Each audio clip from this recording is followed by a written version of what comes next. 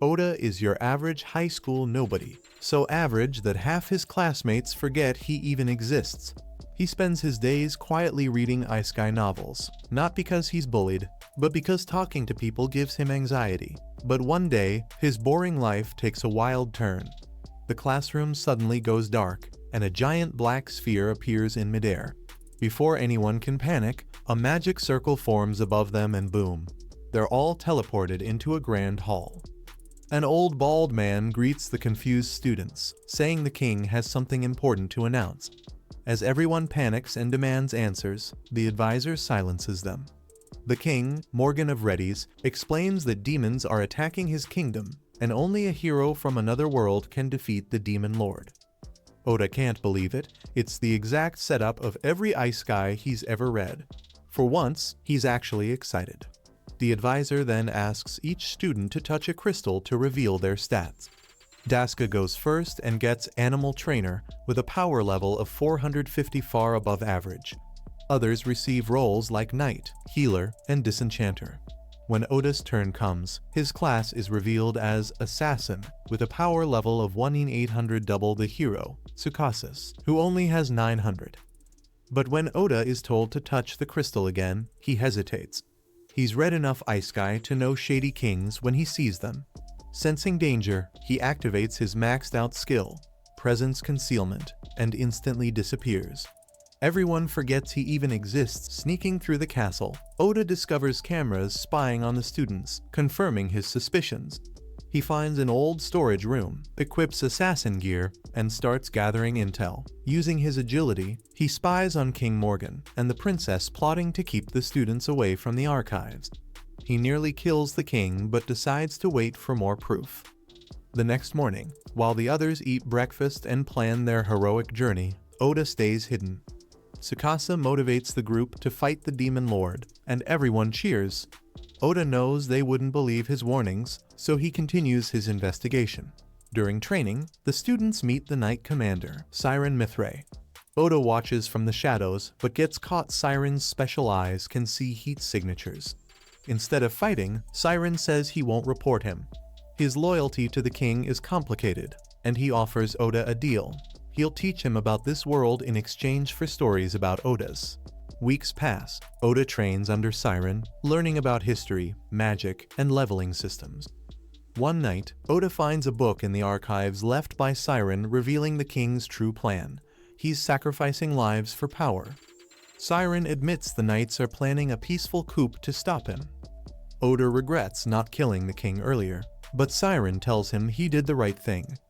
Killing isn't easy, he says. If you ever want to go home, keep your blade clean as long as you can. He praises Oda for his calmness when everyone else panicked, saying few could endure what he has. Oda, unused to praise, feels awkward but grateful. Then Siren asks for a favor. His coup needs Oda's help. Oda doesn't agree but doesn't refuse either. By the end of the month, training ends, and the heroes march through the city for their first dungeon mission. During the parade, Oda notices a girl in the crowd glaring at them. He follows her, and she says if he doesn't know what the kingdom sacrificed to summon them, he's more naive than she thought. She refuses to explain but tells him to find the truth himself. Inside the dungeon, the team fights endless waves of orcs. Tsukasa orders a retreat, and Siren clears a path with his divine sword. But at the exit, more monsters appear. Tsukasa uses a special smoke bomb from the princess which transforms the orcs into a massive minotaur. When Oda and Jill arrive, the group is nearly wiped out. Oda attacks the minotaur, but his blade snaps against its skin. Tsukasa, arm broken and panicking, loses control. Oda senses something off and asks the Disenchanter to cast a curse removal spell. A dark mist lifts from Tsukasa's head, proof of foul play. Realizing who's behind it, Oda tells Siren he's testing a new skill. Siren charges his sword with lightning and stuns the minotaur. Oda leaps in, activates his shadow magic. Dark tendrils crawl out from the shadows and stab straight through the minotaur. Once it's trapped, Oda drags the beast into the darkness until its whole body is swallowed, leaving only the head behind like a trophy. But while he wins the fight, he's barely holding on to control over his shadow powers. The dark energy thrashes wildly, and Oda struggles to pull it back. Luckily, Saren steps in and helps him calm down before things get worse. After the battle, the group returns to the castle. Saren congratulates Oda for saving everyone, but also warns him that the shadow skill drains his life force, so he should only use it if absolutely necessary. As thanks, Saren gives him a katana, a legendary blade forged by the first hero centuries ago. Oda is honored but confused why it's being handed to him instead of the current hero, Tsukasa. Saren admits that Tsukasa already has the holy sword, and, well, the katana may or may not have been borrowed from the royal armory. Oda just grins and accepts it. Who wouldn't want the same sword once wielded by a legendary hero? But that thought leads him back to Tsukasa, whose curse still isn't gone. The disenchantment spell only did half the job, and Oda intends to finish it. Later that night, he sneaks into the princess's chamber and catches her red-handed, strengthening the curse using a glowing crystal. Before she can finish, Oda slices the crystal in half, stopping the ritual cold. He points his sword at her throat, demanding answers. The princess emotionlessly replies that everything she does is for the king. Oda looks into her eyes and realizes she's not even herself. The blank stare says it all. She's being controlled too. Killing her wouldn't solve anything. So he leaves. Big mistake. Because the moment he's gone, she opens her closet full of cursed crystals, each linked to one of his classmates, and gets back to work. Oda brings one of the crystals to Saren, hoping for an explanation. Saren recognizes it instantly and mutters, "So the king still hasn't given up on this madness." When Oda admits he revealed himself to the princess, Saren sighs but doesn't scold him. He explains that the princess is basically a puppet now, just like the others soon will be, and advises Oda not to stay in the castle. The guards will be searching all night for the mysterious assassin who broke into the princess's room. Oda apologizes, but Saren just smiles and says, "Making mistakes is part of youth. Cleaning them up? That's my job." Oda thanks him sincerely, saying he's lucky to have someone like Saren watching over him. Saren jokes that if Oda ever finds a way back to Japan, he'd better take him along. That night, Oda sleeps in a tree outside the castle. But at dawn, shouts wake him up. He rushes to the courtyard, where guards and classmates are gathered, and his heart sinks when he sees Saren lying dead on the floor, a dagger in his chest. Before Oda can even react, his classmates turn on him. The dagger looks identical to his own, but that's impossible. His broke during the Minotaur fight. Still, everyone's quick to accuse the suspicious loner who disappears all the time. Oda realizes the princess must have cursed them all. Only Tsukasa defends him, insisting there's no proof. Then the king arrives. With fake sorrow and real malice, he declares Oda guilty of treason and orders his execution on the spot. Oda catches a sly grin from the princess, the final clue that this was all a setup. He vanishes using his concealment skill before the guards can strike. He sneaks to Jill, the only trustworthy one left. Jill whispers that the real killers were the king's personal assassins, and they're coming for Oda next. Thankfully, Saren had anticipated this and left behind a bag of supplies. Oda thanks Jill and flees the kingdom. Meanwhile, in the castle, the king and princess meet again. They're almost proud of how smoothly things went. Saren dead, Oda on the run, and all the students except Tsukasa cursed into obedience. All that's left is to find an excuse to start a war with the Eastern nation. As for Oda, the king assumes he won't last long out there alone. Still, he sends his elite Night Raven assassins to finish the job just in case. Oda, remembering Saren's advice, hides in a dungeon. Nobody would think to search a monster-infested cave, right? Water and food are scarce, and even his concealment skill can't fool beasts with sharp noses and keen hearing. But the deeper he goes, the stronger he'll become, learning to mask his scent, silence his steps, and erase every trace of himself. Eventually, he reaches the first boss room, a chimera. The fight is brutal. Venom hits his leg, claws tear his back, and he's barely standing. With no other option, Oda unleashes his shadow magic again, completely annihilating the chimera. He wins, but collapses right after. His shadow, sensing danger to its master, automatically shifts to healing mode to keep him alive. Back at the castle, Tsukasa finally snaps. He tries convincing his classmates to leave the castle with him to go after the Demon King, but they all tell him to sit down and shut up. He realizes they're under the king's control, so he decides to leave alone. But surprisingly, a few classmates choose to follow him, and by some miracle, they make it past the gates without anyone stopping them. Their excuse, "We're going to fight the Demon Lord," explains why no one stopped them. Still, Tsukasa wonders why these few followed him when everyone else refused. Yuki thinks it's because they're free from the princess's curse, while Asuna recalls smashing glowing crystals in her room, but that was actually Jill. Using his manipulation skill, he controlled Asuna's body to destroy the crystals and free some students, fulfilling Saren's last wish. As they leave, Asuna regrets not helping Oda. He remembers meeting Oda at a construction job, the quiet guy who asked him not to tell his sister since their sisters were best friends. Meanwhile, Oda wakes up deep in the dungeon, no pain, full HP, and massive stat boosts after surviving the Chimera. His shadow magic even leveled up. He shrugs it off and moves forward. A few floors down, he defeats a giant slime, and an unconscious elf girl falls out. Using World's Eye, he glimpses her memories before canceling the overload. She's dying, so he revives her and makes porridge when she wakes. She introduces herself as Amelia and thanks him for his kindness. They travel together to the 80th floor. Oda thinks she'll part ways, but she insists on staying. In the boss room, a dragon attacks. Amelia uses gravity magic to restrain it while Oda strikes. The dragon senses his mana and throws him back. She warns him to suppress it, but he can't, so he channels all his mana into one massive attack, stabbing the dragon through the eyes. It dies instantly. Amelia, shocked, asks how he did it. Oda just says, "Couldn't diffuse my mana, so I used the dungeons." Before she can respond, the dragon's body begins to glow. After a few tense seconds, the mighty dragon suddenly shrinks down into a cat. Everyone just stares in disbelief, still cautious. Amelia quickly scans it and realizes it's not a real dragon at all, just a shape-shifter pretending to be one.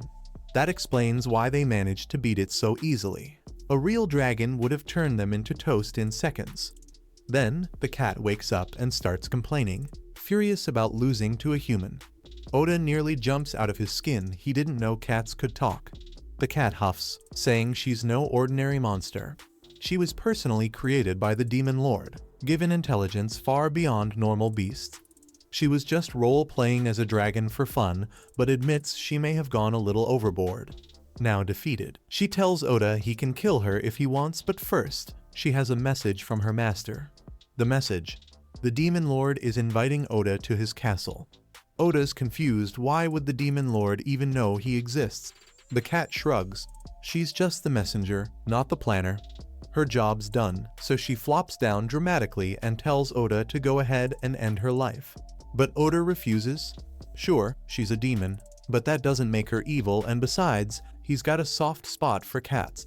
The cat points out that the boss room doors won't open unless someone dies, so unless Oda wants to live here forever, he might need to reconsider. Still, Oda insists he'll find another way. That's when Amelia comes up with an idea. If Oda makes the cat his familiar, she'll no longer count as the boss, and the doors should open. The catch: the ritual requires perfect mana control. One mistake, and both of them could die. Oda doesn't even hesitate. Amelia's baffled. Why risk his life for a cat he just met? Oda simply says it's what he's decided, so he'll see it through. The cat, still acting like she doesn't care, tells him to do whatever he wants. So Amelia explains the steps. First, give her a name. Oda thinks for a moment, then calls her Night because her dark fur reminds him of the night sky. She pretends to be indifferent, but she secretly likes it. Next, Oda has to pour his mana into Night to link their souls. Amelia warns him that once he starts, there's no going back. If he fails, he dies. Oda nods confidently and begins the ritual. A bubble of light forms around them as his soul enters Night's. Inside her soul world, Oda sees a city burning, one of Night's memories of the destruction she caused in the past. When he tries to reach her, she attacks, shouting at him to kill her before he dies for real. In the real world, Amelia sees Oda's body trembling and blood trickling from his ears as his soul takes damage. Back inside the vision, Oda rushes at Night. She expects a killing blow, but instead, he lets her stab him. He refuses to fight back. She's shocked. Oda says he knows she doesn't truly want to kill anyone. Being a monster doesn't mean she has to follow her instincts. He tells her that as long as she's with him, her days of destruction are over. That breaks through her walls. Night finally gives in and collapses into his arms.